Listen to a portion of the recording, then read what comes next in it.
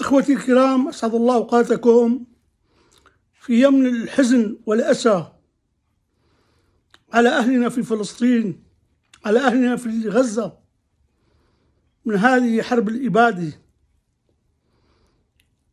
لابد أن نؤكد على شيء مهم جدا، أن إمام المعذبين وإمام المقهورين هو الشعب الفلسطيني. سنوات طوال ويرتكب بحقه أبشع أنواع الجرائم والإبادة والتصفيات وسلب كل أنواع الحقوق، الأرض والخيرات وكل شيء والمقدسات. لكن أريد أن أخذ جانبا آخر، لأن من الآن ينادون بالإنسانية هم خطفوا الإنسانية. الله عز وجل وضع الإنسانية في قلوب كل البشرية، لكن الظلم ينتزع الإنسانية. ونأتي اليوم لنتكلم حول ما حصل مع المستوطنين في غلاف غزة. أولا، أنا بالنسبة لي أؤمن بضوابط القتال حسب سنة سيدنا رسول الله عز وجل، وحسب حقوق الآمنين والمدنيين والأطفال والنساء. هذا بالنسبة لي عقيدة لا جدال بها، أيا كان الطرف الذي يقع بحقه هذا الشيء. أما أنا أتساءل، أين كان هذا العالم حول الجرائم التي ارتكبت في سوريا؟ ما ذنب الشعب السوري؟ كيف تم ارتكاب أبشع المجازر الكيميائي، البراميل، القتل العمد، تقطيع الرؤوس في المساجد، تهديم المساجد والكنائس؟ أين كانت الإنسانية؟ أين كان هذا العالم؟ ما يقارب 16 عام قتل قتل قتل. هل كان هناك تغييب للإنسانية بحق أهل السنة؟ هل هناك كان إعادة وضوء أخضر للوحش الإيراني أن يفتك بهذا الشعب سنوات طوال؟ هل كان من المسموح أن تسلب الأراضي والأملاك وأن تتحول إلى معامل كبتاغون، إلى مخدرات إلى كل العالم والعالم صامت؟ أين كانت الإنسانية؟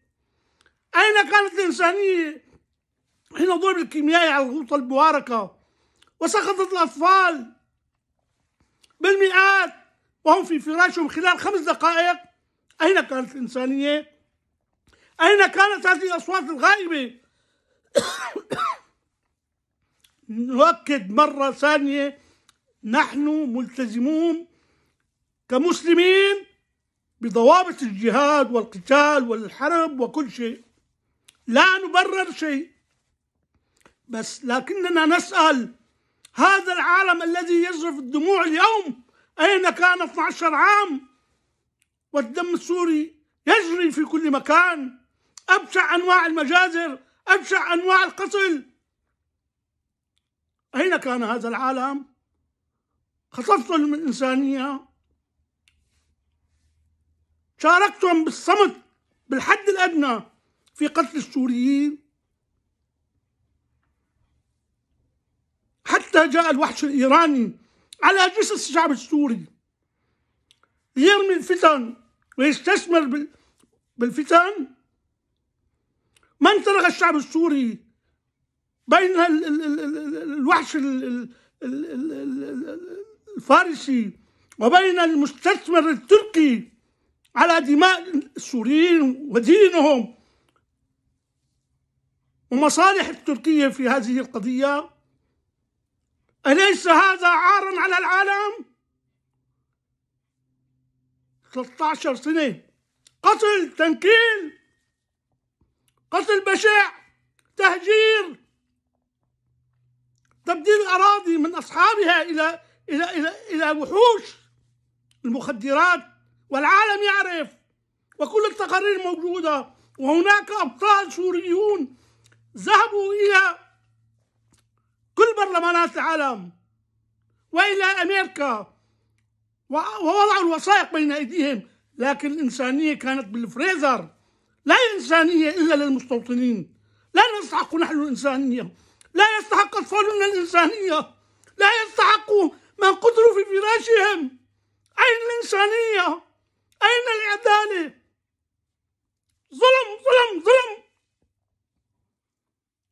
من هنا مر هذا الوحش الإيراني على جثث أطفالنا، على دمائنا.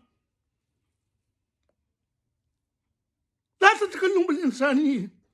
الله بريء منكم ومن إنسانيتكم المزدوجة المزورة. كان الله بعونكم يا أهل غزة، يا شعب فلسطين الحبيب. ولا بد من المنتقم الجبار أن ينتقم من الظالم. والسلام عليكم ورحمة الله وبركاته.